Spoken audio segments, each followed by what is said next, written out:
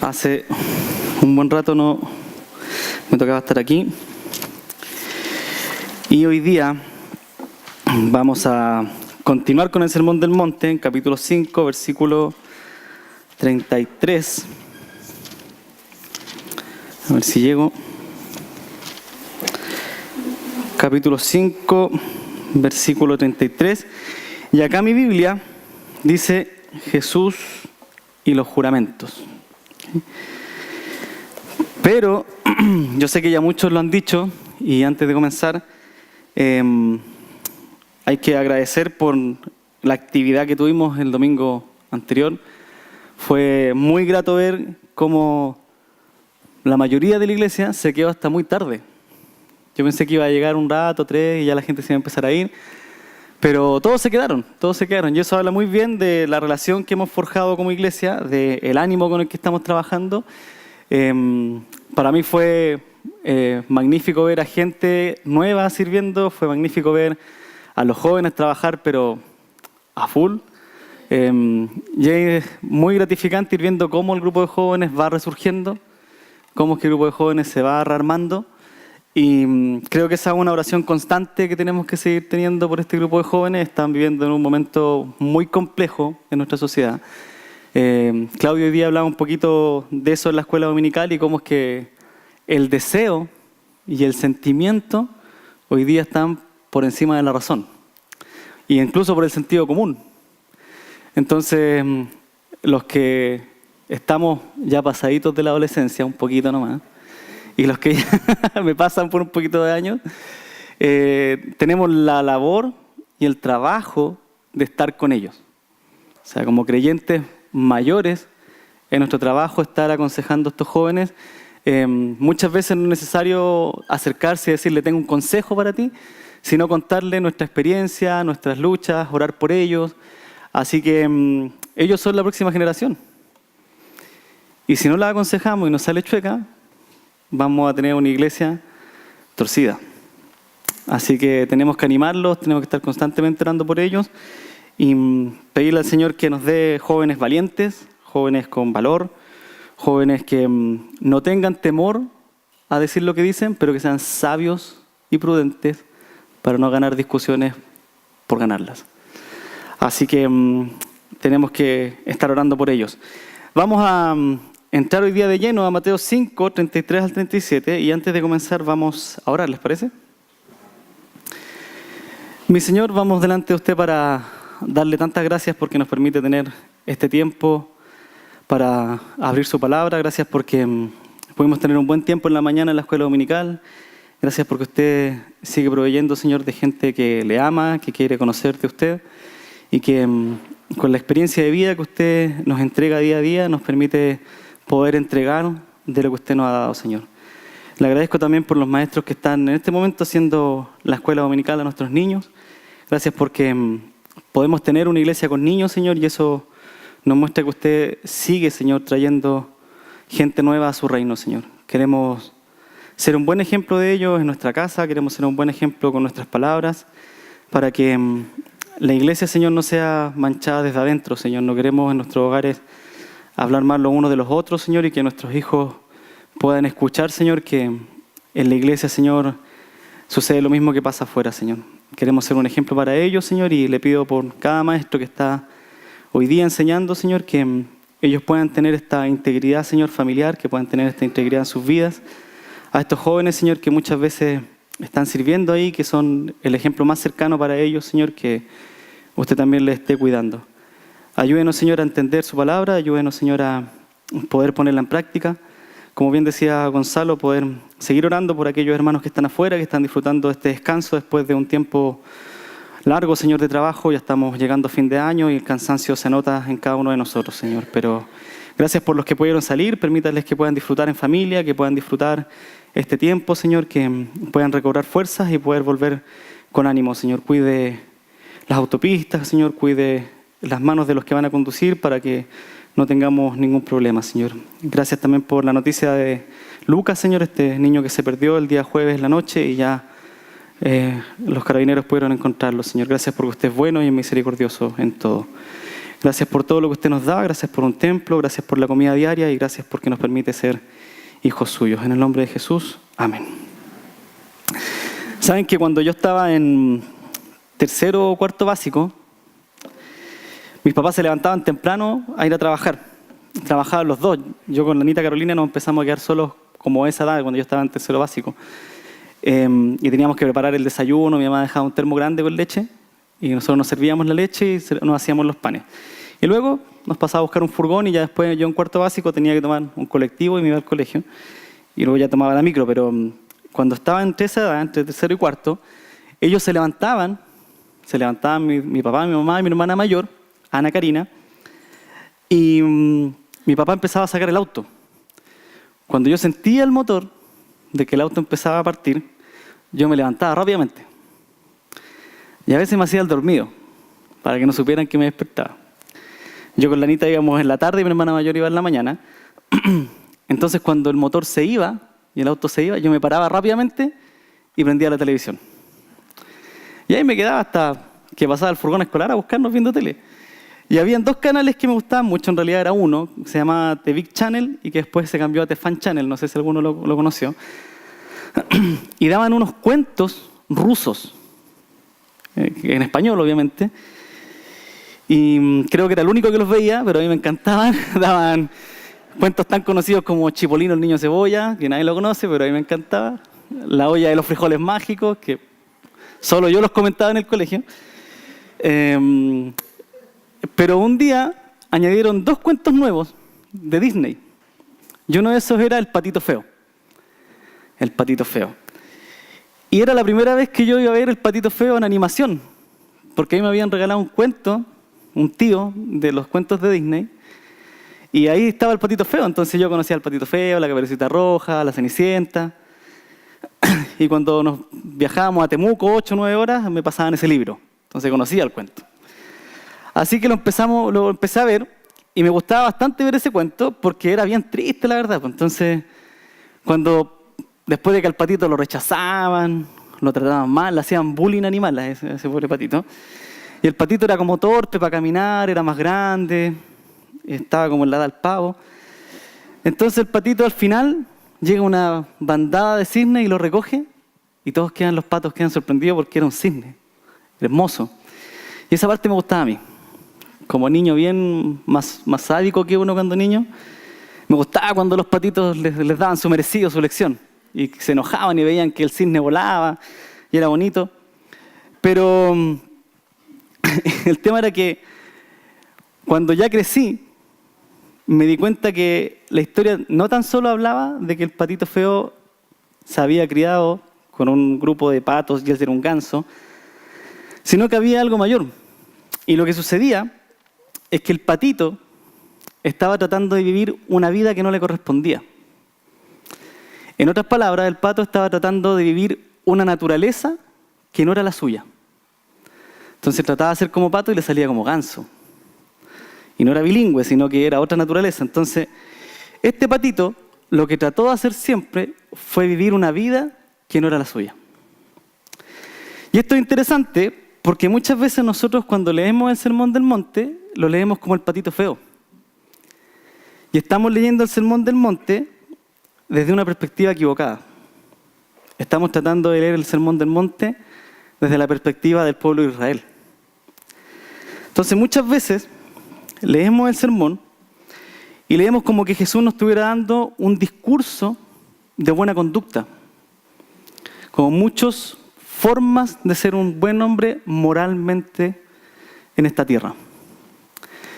Y la verdad es que si fuera un discurso moral, hay algunos filósofos, algunos psicólogos, que pueden decir cosas mucho más bonitas. Pero lo que sucede es que Jesús no estaba hablando de aspectos morales. Y nosotros muchas veces lo leemos así.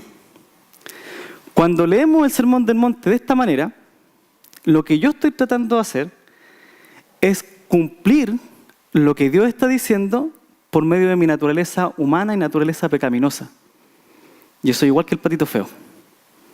Entonces no lo logro cumplir porque estoy viviendo algo que es de otra naturaleza.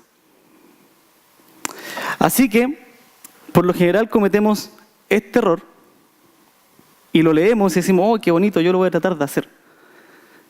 Pero no tiene que ver con nuestra naturaleza, sí tiene que ver con otro enfoque.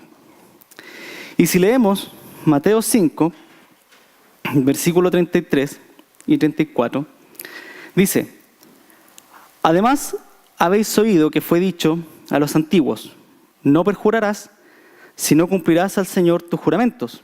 Pero yo os digo, no juréis en ninguna manera, ni por el cielo, porque es el trono de Dios, 35, ni por la tierra, porque es el estrado de sus pies, ni por Jerusalén, porque es la ciudad del gran rey. Ni por tu cabeza jurarás, porque no puedes hacer blanco o negro un solo cabello. Pero sea vuestro hablar sí, sí, no, no. Porque lo que es más de esto, de mal procede. Muchas gracias. Es interesante porque Jesucristo comienza haciendo un contraste. Dice, además habéis oído que fue dicho a los antiguos. Y esto lo viene haciendo a lo largo del sermón. Pero yo os digo, ¿escucharon esto? Pero yo les digo esto otro. Y es interesante porque Jesús comienza poniendo dos perspectivas en un mismo discurso. Y lo viene hablando ya hace un rato. Lo que me interesa es que, al parecer, este mensaje que Jesús traía era tan importante, era de tanta importancia, que Dios no lo quiso enviar ni por medio de un profeta o por medio de un maestro, como lo había hecho antes.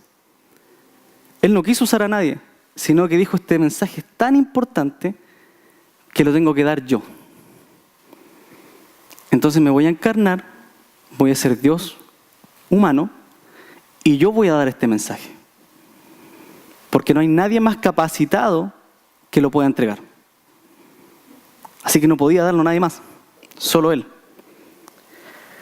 Lo que me parece interesante es que Mateo nos va a mostrar una declaración que no es ninguna cita del Antiguo Testamento. Mateo lo que va a hacer es como condensar varias enseñanzas y va a hacer un resumen. Y ese resumen está en, no perjurarás si no cumplirás al Señor tus juramentos. Y hay algunos pasajes que enseñan esto. Por ejemplo, en Éxodo capítulo 20, versículo 7, Éxodo 27, dice, no tomarás el nombre de Jehová, tu Dios, en vano, porque no dará por inocente Jehová al que tomare su nombre en vano. Voy a leer como unos 5 versículos, así que si no lo encuentran, lo pueden anotar o lo pueden escuchar o leer. Levítico 19:12. Y no juraréis falsamente por mi nombre, profanando así el nombre de tu Dios, yo Jehová. Números 32. Cuando alguno hiciere voto a Jehová, o hiciere juramento ligando su alma con obligación, no quebrantará su palabra, hará conforme a todo lo que salió de su boca. Deuteronomio 5:11. No tomarás el nombre de Jehová tu Dios en vano, porque Jehová no dará por inocente al que tome su nombre en vano. Deuteronomio 6:13. Y podemos seguir muchos versículos, pero este va a ser el último que vamos a leer. Deuteronomio 6:13. A Jehová tu Dios temerás, y a Él solo servirás, y por su nombre jurarás. Lo que enseñaba el Antiguo Testamento no era que no se podía jurar, sino que no se podía tomar el nombre de Dios en vano. Y que yo no podía hacer un juramento si no lo cumplía. Esta era la enseñanza del Antiguo Testamento. Y Jesucristo la viene a ratificar. Entonces, lo que sucede es que Jesús va a empezar primero mostrándonos la perspectiva del reino terrenal, del reino en el tiempo de Israel. ¿Cuál era esa perspectiva? Y lo que Dios había mandado era que si usted promete algo, cúmplalo. Y si promete el nombre de Dios, cúmplalo. Porque dice que Él no va a dar por inocente a nadie que haga un juramento y no lo cumpla. ¿Por qué? Porque cuando yo hago un juramento, tengo que realizar un acto consciente de lo que estoy diciendo. Tengo que razonar. A veces por presión juramos. ¿Pero vas a hacer esto? No, no puedo, pero no, ya, bueno, ya lo hago. Pero vaya, sí, lo hago, ya, te lo juro que voy. Y cuando estábamos chicos, nosotros era como, te lo juro por mi mamá que lo voy a hacer. Te lo juro por mi papá, y después como que éramos más espirituales, te lo juro por Dios, ya era promesa segura. Entonces, es como que por naturaleza lo hacemos cuando estamos bajo presión. Y Jesucristo lo que el Antiguo Testamento, lo que Dios dio, era que si lo van a cumplir, o sea, si van a prometer, cúmplanlo. Nada más, cúmplanlo. Es lo que les estoy pidiendo. Y Jesucristo lo está confirmando, lo está enseñando. Pero pone el contraste inmediatamente. Versículo 34. Dice, pero yo os digo, y va a añadir algo más. Jesucristo va a añadir algo más.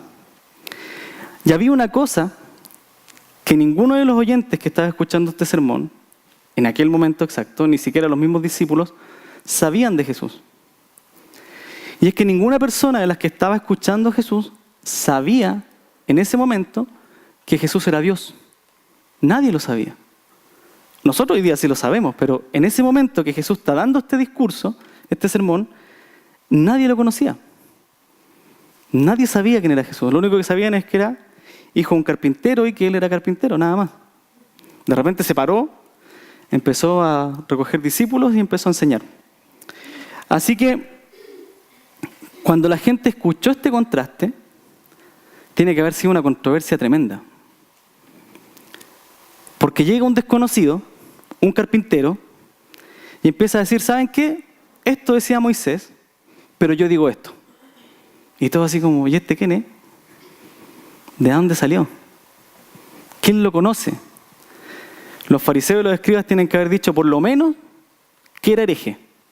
Oh, este hereje. Hay que apiedrarlo. Nunca nadie lo escuchó enseñar, nunca nadie lo vio hacer nada más que mesa, silla. Y de repente viene a enseñar con gente detrás.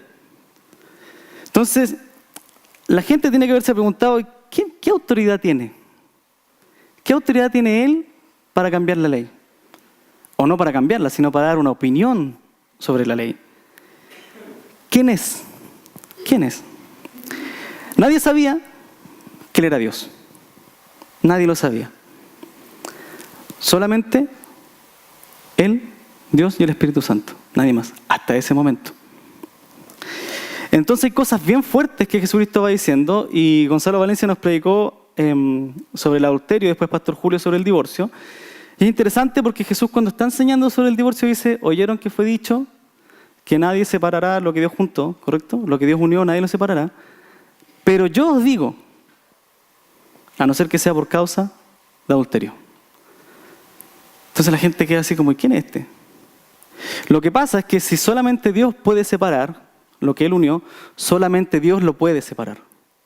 Y el que está dando la orden es Dios en persona. Y nadie sabía eso. Entonces Dios pone las reglas y Dios las pone de nuevo. Y Él está diciendo acá, ¿saben qué? Yo dije esto en el Antiguo Testamento y añado esto, aunque no lo sepan. Pero tengo toda la autoridad para hacerlo porque soy Dios. Entonces era una controversia absoluta. Todos los que estaban escuchando estaban un poco tensos porque no sabían quién era Él. No era conocido. Y además, si le añadimos algo, en Mateo 5, versículo 17, unos versículos antes, dijo cosas tan como fuertes como estas, atrevidas. Dice, no penséis que he venido para abrogar la ley o los profetas, o anularla. No he venido a anular la ley o los profetas. No he venido para anularla, sino para cumplirla. Y yo creo que los fariseos quedaban como, ¿quién se cree que es? ¿Cómo va a cumplir toda la ley? ¿Cómo Él va a venir a cumplirla? Entonces este sermón que el Señor está dando es absolutamente controversial. Y lo que Jesús va a hacer es contraponer dos perspectivas, dos formas de ver esto. Primero, lo que creían los judíos, hasta ese punto, y lo que Él venía a enseñar. Este mensaje que solamente Dios podía dar y nadie más. Esta interpretación de Jesús realmente era fuerte porque para los judíos no había nadie más importante que Moisés. Después de él estaba David. Y el profeta Isaías era muy importante también. Pero que alguien viniera a decir, ¿saben que Moisés dijo esto, pero yo digo esto otro? Era muy fuerte. Muy, muy fuerte.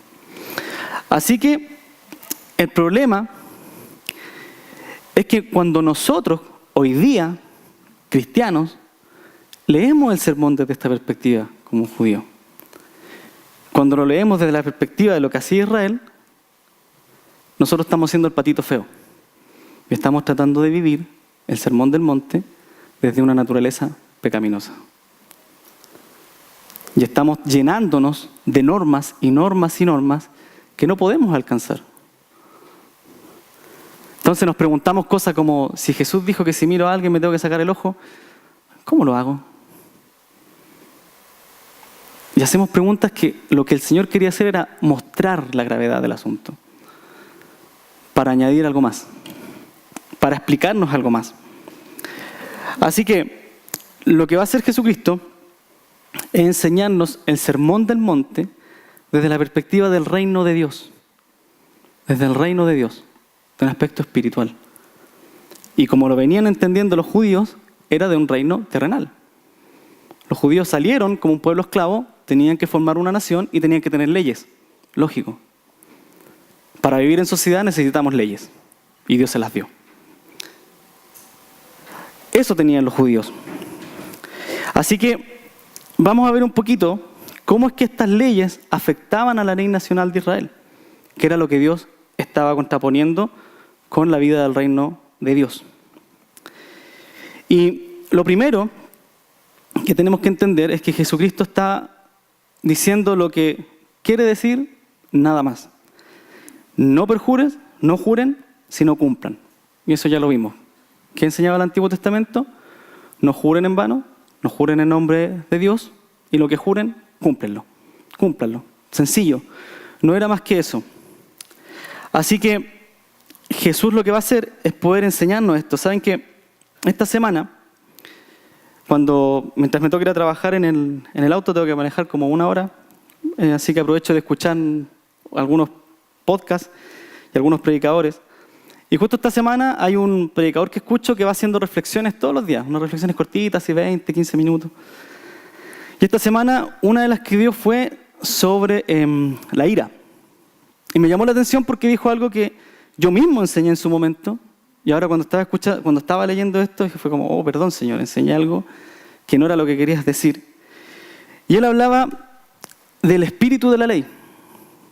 O sea, es que Jesús dijo esto, los judíos decían esto, pero había un espíritu tras la ley. Entonces este pastor decía, cuando dice, por ejemplo, oíste que fue dicho a los antiguos, versículo 21, no matarás, y cualquiera que matare será culpable de juicio, pero yo os digo, el mismo contraste, que cualquiera que se enoje contra su hermano será culpable de juicio, y cualquiera que diga necio a su hermano será culpable ante el concilio. Y continúa. Entonces él decía, lo que Dios les dio a los judíos era que no mataran, pero el espíritu de la ley decía que no se enojaran. Y me quedé dando vuelta cuando estaba escuchando eso mientras manejaba, porque dije, bueno, Jesucristo se enojó. Y no se enojó así de simple, no es que se taimó y se fue, sino que agarró las mesas, las tiró, se berrinche, se enojó. Entonces dije, ¿cómo es la cosa? ¿Cómo el que da la ley la viene a romper? Si él dijo que la viene a cumplir. Y después Pablo dice en Efesios que nos podemos, dice, airaos, pero no pequéis, no se ponga el sol sobre vuestro enojo. Entonces hay 2 asuntos que podemos enojarnos. Cuando Dios está siendo se le falta el respeto a Dios, cuando es blasfemado, se puede enojar. Y Jesucristo se enojó. David siempre habla del celo que tiene por el Señor. Y en Pablo, si yo tengo un conflicto y me enojo, ese enojo tiene que servir para resolver el problema. Si no logro resolver el problema y se acabó el día, pequé. Me enojé solo porque me quería enojar. No tuve dominio propio. Pero hay veces que me tengo que enojar porque tengo que resolver un conflicto.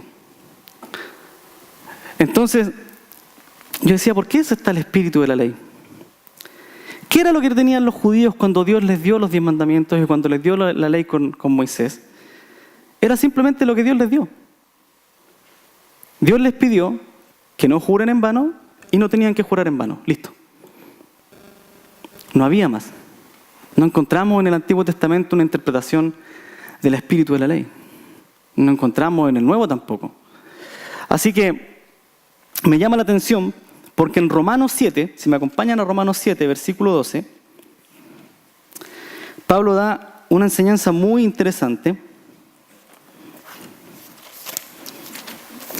Romanos 7, 12 dice: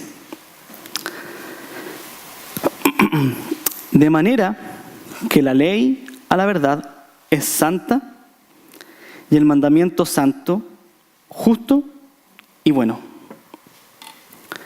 La ley en sí misma era buena, justa y santa. Era buena. Entonces, cuando Dios le dice a los judíos, no juren en vano, le está pidiendo que no juren en vano. Porque el mandamiento era bueno, era santo y era justo. Así que tendríamos que hacer la pregunta entonces, ¿cuál era el propósito de la ley? ¿Para qué fue escrita? Y muchas veces entendemos que la ley es lo malo de la Biblia. Es como si nosotros somos esclavos por la ley. Pero, ¿saben que la ley fue un acto de gracia? Si Dios saca al pueblo de Israel de Egipto, donde eran esclavos, y los saca a libertad, para darles ley y hacerlos esclavos nuevamente, no tiene lógica. Tiene sentido. ¿Para qué los saco de la esclavitud? Para hacerlos esclavos nuevamente. No tiene mucho sentido.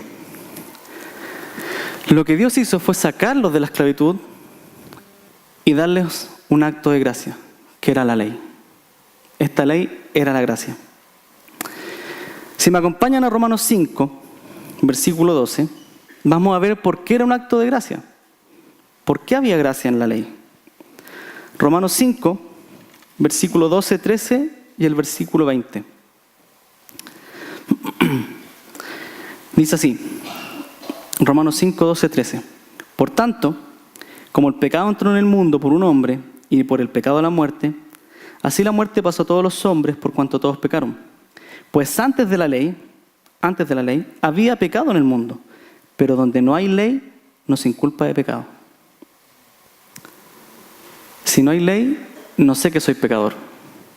Y para ser salvo, necesito saber que soy pecador. Versículo 20.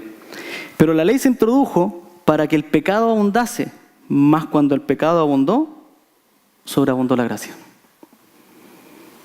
Entonces esa ley era un acto de gracia, porque el hombre ahora podía saber que era pecador. Y cuando sabe que es pecador, reconoce que necesita un Salvador. Pero nosotros siempre la hemos visto como lo malo de la Biblia. El problema de la ley es que como era santa, buena y justa, ningún ser humano le iba a poder cumplir. Entonces lo que hacía cuando yo me acercaba a la ley, según Santiago, como es un espejo, reflejaba mi pecado. Y como somos pecadores, yo no me culpo a mí mismo. No es culpa de la ley. Es mala, me hace esclavo. No es que yo soy malo, es que esa ley nadie la puede cumplir. Es mala la ley. ¿Por qué? Porque reflejaba mi pecado. Porque era buena, justa y santa. Así que por naturaleza, casi boto el agua, cumplíamos. Nos sentíamos culpables. Por naturaleza, la ley nos muestra nuestro pecado. Romanos 7, 10 al 12. Ya leímos el versículo 12 y vamos a leer lo que dice antes. Romanos 7, 10 al 12. Dice así. Y hallé, está hablando Pablo, y hallé que el mismo mandamiento que era para vida. ¿Cómo? ¿La ley era para vida? Qué raro. Pero hallé que el mismo mandamiento que era para vida, a mí me resultó para muerte. Porque el pecado, tomando ocasión por el mandamiento, me engañó y por él me mató. De manera que la ley a la verdad es santa, el mandamiento santo, justo y bueno. Era para vida. Pero como me mostró mi pecado, el pecado me engañó y me mató. Entonces lo que Dios quería decirle al pueblo de Israel era, si no jures, no jures. Y si no juras, tienes vida. Si cumples mis mandamientos, vas a tener vida. Y el pueblo de Israel se podía salvar. era muy interesante, porque muchas veces preguntamos, ¿y cómo se salvaba la gente en el Antiguo Testamento? Guardando la ley. Si es lo que Dios le dio, guarde la ley. Entonces, la ley era un acto de gracia, ¿para qué? Para que el pueblo de Israel diera a conocer a Dios a las naciones. Si el pueblo de Israel cumplía la ley, ellos iban a cumplir el propósito de dar a conocer a Dios a las naciones. Y esto es interesante porque, imagínense, Dios saca un pueblo de la esclavitud, como nos decía Gonzalo el domingo pasado, un pueblo que sale libre, con mente de esclavo, no dejan de tener esta mentalidad de esclavo, y ellos salen con milagros, cruzando el Mar Rojo, arrancando del imperio más grande de ese momento, los egipcios. Logran salir. Un grupo de esclavos logra salir con milagros.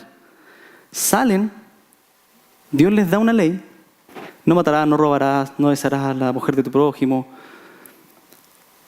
Y los pueblos que están alrededor empiezan a preguntarse, ¿qué Dios los sacó? No traen ninguna imagen. ¿Qué Dios los sacó? ¿Por qué dicen que los sacó solo un Dios? Si todos nosotros tenemos varios dioses. Y si no tienen una imagen de Dios, ¿por qué es que no se roban? ¿Por qué es que hacen justicia? ¿Por qué no se engañan? ¿Qué tienen? Tienen la ley de Dios. Y la ley de Dios los hace santos, justos y buenos. Y si ellos podían cumplir eso, las naciones llegarían a Israel. Porque Israel reflejaría lo que era vivir con Dios. Así que la ley aplicada correctamente era un acto de gracia para que el pueblo se salvase y para que las naciones conocieran a Dios. Pero no se logró hacer. Deuteronomio capítulo 4, versículo 1 al 8. Deuteronomio 4, del 1 al 8. Versículo 1 dice así: Ahora pues, oh Israel, oye los estatutos y decretos que yo os enseño, para que los ejecutéis, y viváis, y entréis, y poseáis la tierra que Jehová, el Dios de vuestros padres, os da. No añadiréis a la palabra que yo os mando, ni disminuiréis de ella, para que guardéis los mandamientos de Jehová vuestro Dios, que yo os ordeno, para que los guarden. Vuestros ojos vieron lo que hizo Jehová con motivo de Baal Peor, que a todo hombre que fue en pos de Baal Peor destruyó Jehová su Dios en medio de ti. Mas vosotros, que seguisteis a Jehová vuestro Dios, todos estáis vivos hoy. Mirad, yo os he enseñado estatutos y decretos, como Jehová mi Dios me mandó, está hablando Moisés, para que hagáis así en medio de la tierra en la cual entráis, para tomar posesión de ella. Guardadlos, pues, y ponedlos por obra, porque esta es vuestra sabiduría y vuestra inteligencia ante los ojos de los pueblos, los cuales oirán todos estos estatutos y dirán: ciertamente pueblo sabio y entendido, nación grande es esta, porque ¿qué nación grande hay que tenga dioses tan cercanos a ellos como lo está Jehová nuestro Dios en todo cuanto le pedimos? ¿Y qué nación grande hay que tenga estatutos y juicios justos como es toda esta ley que yo pongo hoy delante de vosotros? Eso tenían que pensar las naciones. Eso debía reflejar el pueblo de Israel solo con la ley. Solo con la ley. Con eso podemos entender que cuando Jesús le dice en el Sermón del Monte: ¿oíste que fue dicho a los antiguos, no perjuraréis? Es lo que le está pidiendo. Nada más. Nada más. Fue lo que les dijo, fue lo que les exigió. Dios no va a exigir nada aparte de lo que nos ha dicho. Fue lo que les dijo y lo que les pidió. Entonces, los fariseos, es verdad que en el tiempo de Jesús distorsionaron la ley, y es verdad. Pero aquí Jesucristo está contraponiendo lo que pidió en el Antiguo Testamento con lo que Él va a pedir ahora. Después, en el capítulo 23 de Mateo, Jesús les va a reclamar a los fariseos por qué torcían la ley. pero eso ya es trabajo suyo. Usted lo lee en la casa, Mateo 23, y ahí va a ver cómo es que Jesús enfrenta a los fariseos. Pero Jesucristo va más allá, y como Él es Dios, y puede Él añadir alguna interpretación, añadir algo a la ley, lo va a hacer. Y nos va a dar la visión del reino de Dios. Esto era lo que le pedí al Antiguo Testamento, lo que pedí para un reino terrenal, que vivieran así, con estas leyes, para que el mundo los conociera, pero a ustedes les voy a pedir otra cosa más. Versículo 34 al 37. Jesús, pero yo os digo, y aquí está la contraposición, no juréis en ninguna manera, ni por el cielo, porque es el trono de Dios, ni por la tierra, porque es el estrado de sus pies, ni por Jerusalén, porque es la ciudad del gran rey. Y cuando estaba leyendo eso fue así como ¡pah! Un auto-knockout. Ni por tu cabeza jurarás, porque no puedes hacer blanco o negro un solo cabello. Pero sea vuestro hablar sí, sí, y no, no. Porque lo que más de esto, de mal procede. Jesús está confrontando la perspectiva. Lo que yo les voy a pedir al ser ciudadanos del reino. Pero para entender esto, necesitamos entender cuál era el mensaje de Jesús. ¿Qué vino a predicar Jesucristo? ¿Qué fue lo que vino a dar? Porque este sermón es parte de lo que Él predicaba.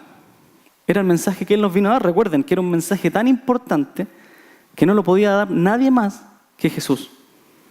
Ni un profeta, ni un maestro, nadie. Solo Jesús.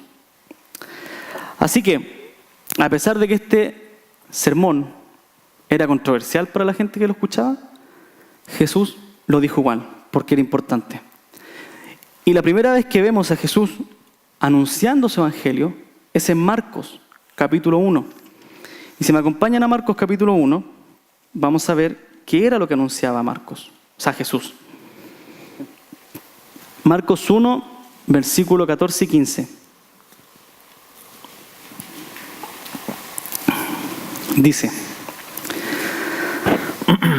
después de que Juan fue encarcelado, Juan el Bautista, Jesús vino a Galilea predicando el evangelio del reino de Dios.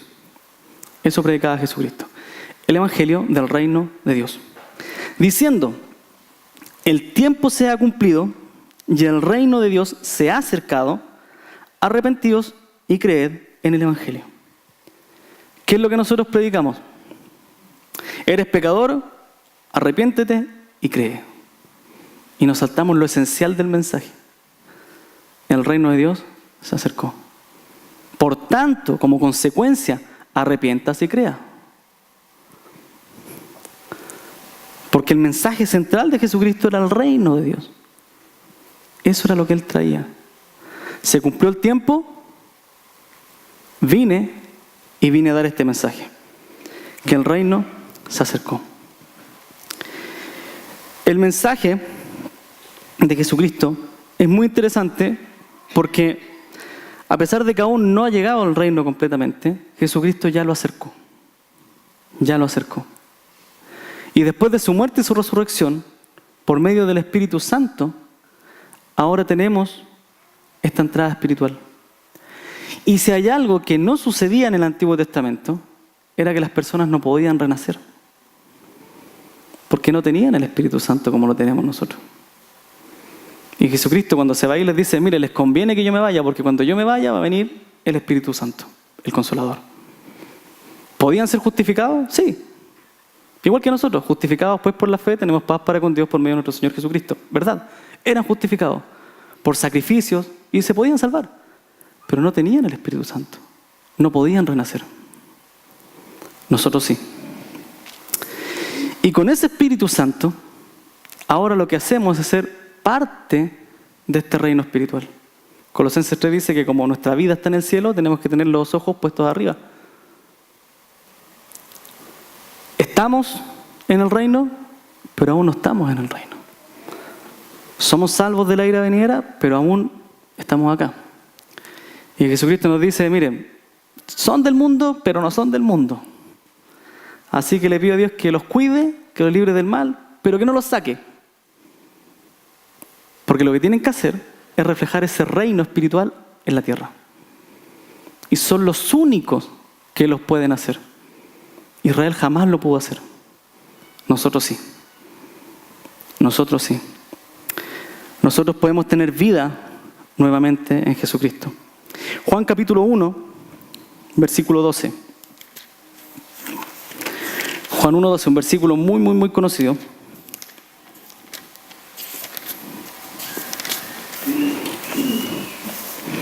Este fue el primer versículo que me hizo aprenderme la persona que me discipuló. Y me costó aprendérmelo. Me costó, era porfiado para hacer las tareas. Tomó como 3 discipulados aprenderme este versículo.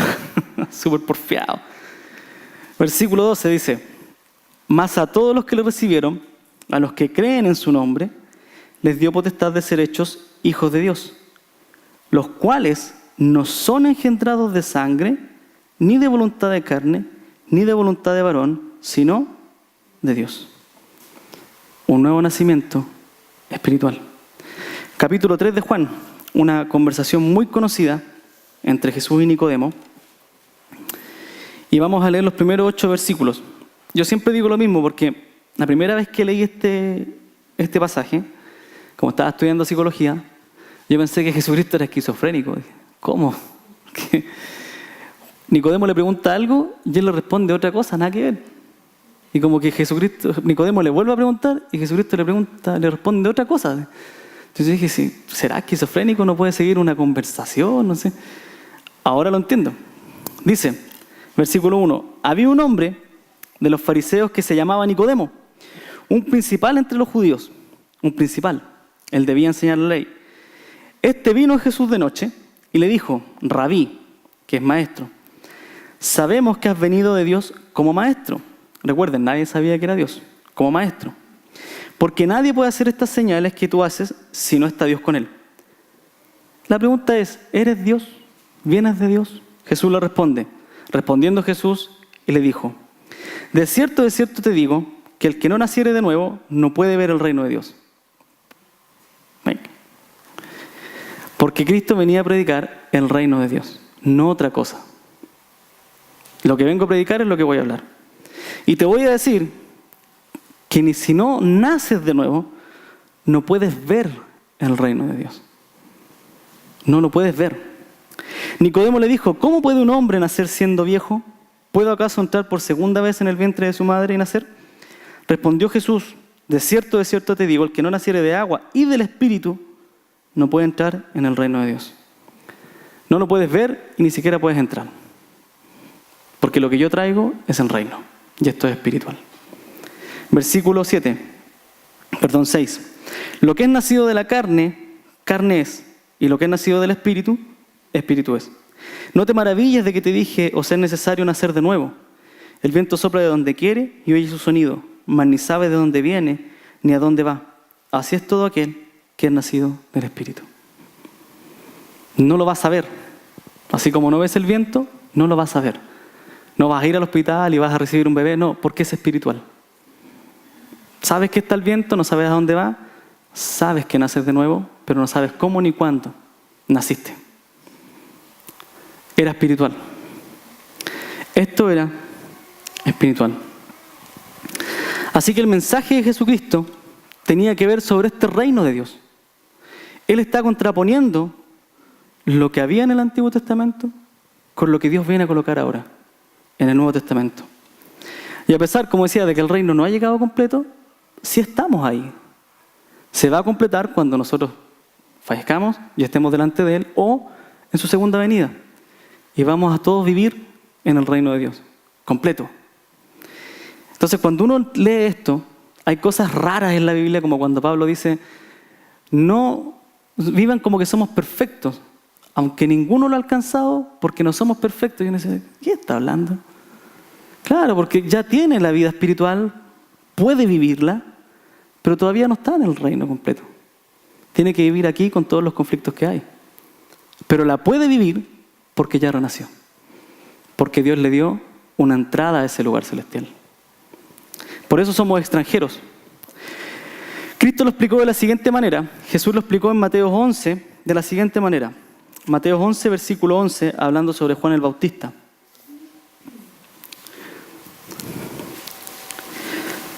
Le van a preguntar los discípulos de Juan, ¿quién era Juan y quién era él? ¿Quién era Jesucristo? Y Jesús da una respuesta bien interesante en Mateo 11, versículo 11. De cierto os digo, entre los que nacen de mujer, no se ha levantado otro mayor que Juan el Bautista. ¿Se acuerdan? El que ha nacido de carne, carne es. El que ha nacido de espíritu, espíritu es. Los que han nacido de mujer, nadie mayor que Juan el Bautista. Era, el tipo cumplía la ley, pero así, la cabalidad. Pero, el pero del Señor, pero el más pequeño en el reino de los cielos, mayor es que él. Porque el más pequeño en el reino de los cielos renació. Ya tiene entrada directa con Dios. Desde los días de Juan el Bautista hasta ahora, el reino de los cielos sufre violencia y los violentos lo arrebatan. Porque todos los profetas y la ley profetizaron hasta Juan. Hasta Juan. ¿Quién vino después de Juan el Bautista? Jesucristo. ¿Qué trajo Jesucristo? El reino. Ese era su mensaje. Nadie más lo podía dar, solo Jesús. Hasta Juan.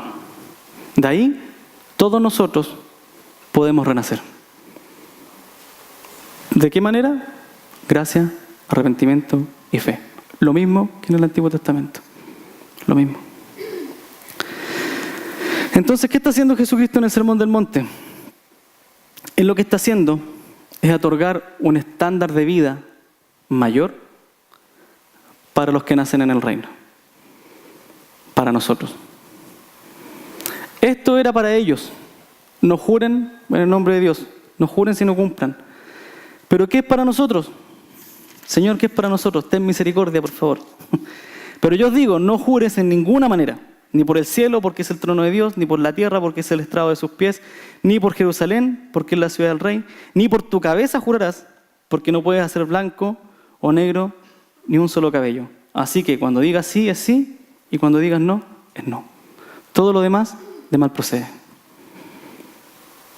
Y a veces lo hacemos por presión. Pecamos por presión.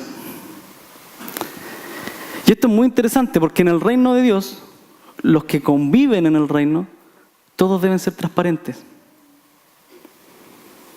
Es que sabes que no puedo hacer eso, no es lo mío. Pero ¿cómo no vaya a poder? ¿No queréis servir al Señor? Y lo estamos haciendo pecar. Ya, sí puedo. Y después por vergüenza no llegó. Pucha, más encima no llega nunca. Pero si no es lo suyo, si en el reino de Dios cada uno hace lo que tiene que hacer. Y Pablo nos habla de los dones espirituales, de cada uno en su lugar, que somos un cuerpo. El que dice sí, sí, y el que no, no. Todos transparentes. Todos sinceros en el reino de Dios. El reino de Dios es bien interesante porque no vamos a jurar por dos cosas. Primero, por amor a Dios. Y segundo, por amor al prójimo. Para no mentirle. Si miento, pego contra Dios y además estoy pecando contra mi hermano, contra mi prójimo. El reino de Dios siempre va a tener dos líneas. Amar a Dios, pero acompañado del amor al prójimo. Siempre. Siempre. Amo a Dios y amo al prójimo. Y el prójimo no solo el creyente, sino todos los demás. Porque todos tienen que ver nuestra vida en Cristo. Jesucristo lo dijo así, ¿saben qué? Nadie pone una luz en el almud o en un cerro, sino que se pone ahí y brilla, ¿cierto? Cuando está ahí brilla. Así vuestras obras deben brillar. Mi vida debe ser lo que refleja a Cristo. La visión del reino lo toca el lugar que corresponde a la ley, porque era justa, santa y buena. Pero Dios resume todo, y Jesucristo resume todo, toda la ley, todo lo que tenían que cumplir los de Israel, los del Antiguo Testamento, en dos cosas. Voy a leer esto. Mateo 22, 36. Maestro, le preguntan a Jesucristo, ¿cuál es el gran mandamiento de la ley?